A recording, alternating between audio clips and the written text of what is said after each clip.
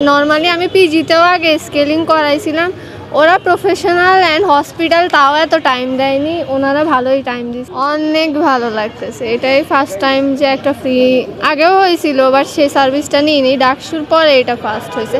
And ডেন্টালে doctor দেখাইলাম, অনেক time ধরে শুনছে অ্যাকচুয়ালি কী প্রবলেম, অনেক ডিটেলসে বলছে যে কি করতে হবে। নর্মালি আমি পিজিতেও আগে স্কেলিং করাইছিলাম, ওরা প্রফেশনাল অ্যান্ড হসপিটাল, তাও এত টাইম দেয়নি, ওনারা ভালোই টাইম দিছে। শুধু আমাকে না, প্রত্যেকটা পেশেন্টকেই অনেক টাইম দিয়ে বুঝাইছে যে অ্যাকচুয়ালি কী করতে হবে।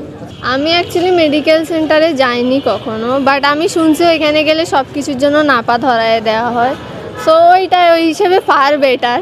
কীভাবে অ্যাকচুয়ালি দাঁতগুলোর কেয়ার করতে হবে, কি টুথপেস্ট ইউজ করতে হবে, অ্যান্ড ট্যাবলেট কী খাইতে হবে, এছাড়াও কি খাবার খাইতে হবে এই প্রবলেমটা করার জন্য। এটাই প্রত্যাশা করে এগুলাই ছিল যে ওরা ভালো কাজ করবে। কয়েকদিন আগে হচ্ছে টিএসসিতে ব্রেস্ট ক্যান্সার নিয়ে একটা সেমিনার করছিল, এটা অনেক ভালো হয়েছিল।